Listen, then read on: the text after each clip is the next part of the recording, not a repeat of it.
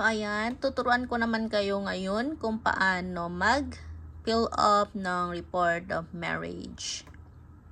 Ito yung downloadable forms. So, ayan, ito siya. Philippine Foreign Service Post, Philippine Consulate General, Chicago. So, balik nga muna tayo. So, sino-sino ba yung pwedeng mag-report sa Chicago? So, ito nga siya. The Consulate General only accept marriage certificate issued by the following states. Yan. Illinois, Indiana, Iowa, Kansas, Michigan, Minnesota, Missouri, Nebraska, North Dakota, Ohio, South Dakota, and Wisconsin.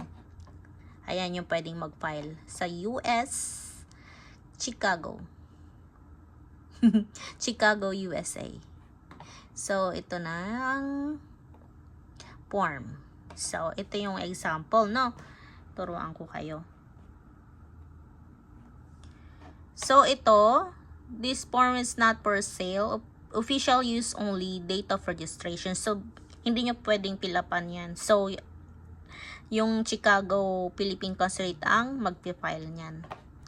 Dito tayo sa last name ng husband. So, hindi ko indicate yung totoong names namin para privacy lang. So, gagawa tayo kunwari. Last name ng husband is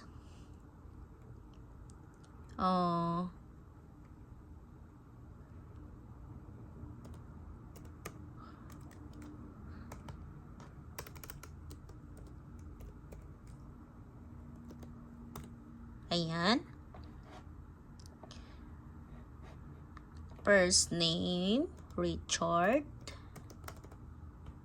Middle name,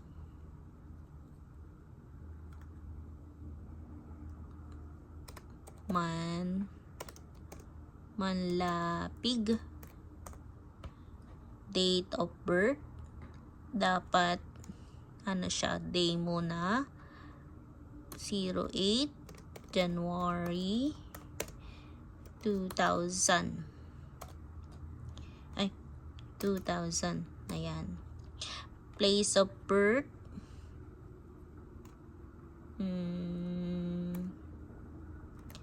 Nebraska, USA. Civil status at the time of the marriage. So, ibig sabihin na nung binata pa siya. So, single siya. Citizenship, American. Ito, naturalize the date and place of registration as Philippine citizen. So, yan. Wala yan. So, ang gagawin nyo pag wala, NA, no? Catholic is Christian. O, dito na naman tayo kay wife. So, ako yan. Kumbaga, ito yung maiden. Nung dalaga pa ako. So, last name is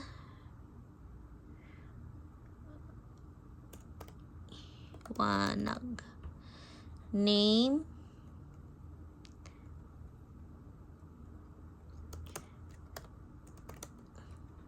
middle name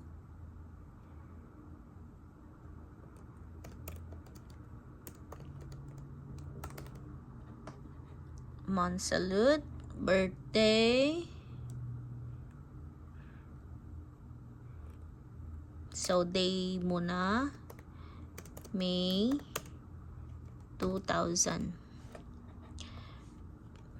Tapos kung saan pinanganak, Manila,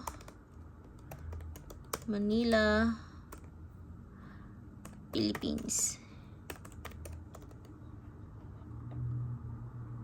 Pero kasi sabi dito, city, state, province, country.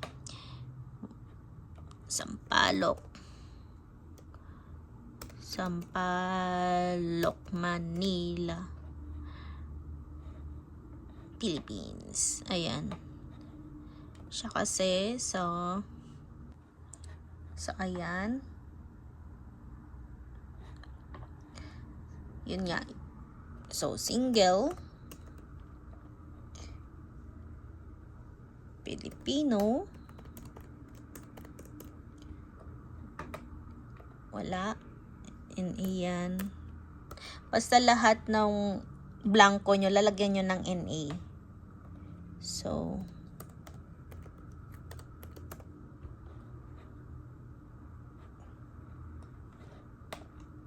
next, date of marriage.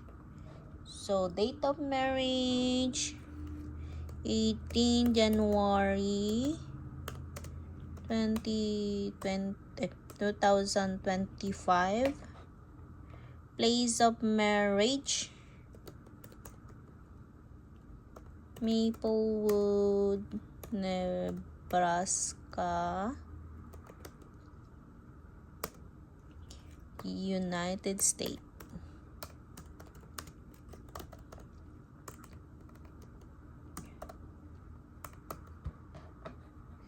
Name of witness, for example,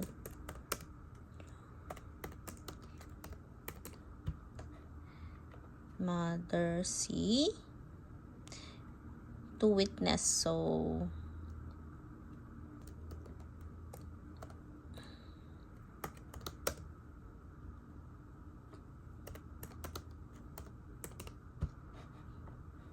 name of officiant, sino yung nagkasal sa inyo? Yung judge. Yan, lagay niyo yung pangalan. Siya si Froy de la Cruz. Tapos, title and office of solemnizing official accepting authority. Saan siya officiate? Ganon.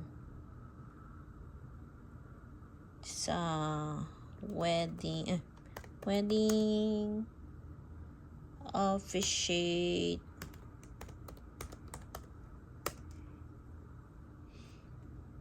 in Nebraska. Wedding officiate. Anong title nung nagkasal sa inyo, kumbaga?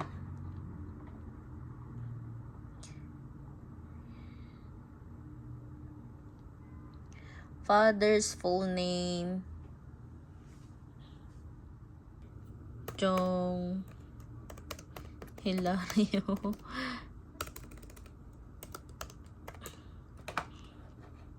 Sa husband yan, ha? So, American. Details ng husband nyo. So, mother's maiden name, Carmelita.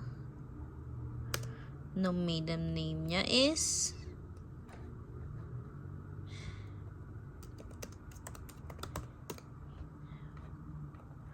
American. Tapos, ikaw, yung father mo, so,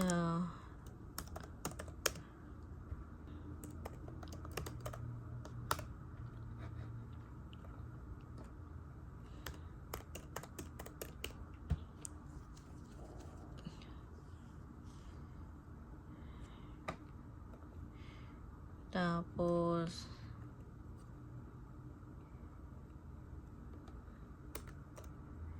yung mother mo,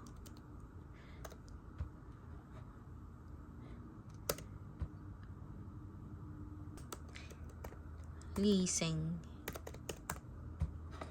So, Pilipino, lagay niya Pilipino. Tapos ito, we are undersigned, declare under penalty of perjury. So, dapat lahat daw ng pinilapan nyo dito is totoo.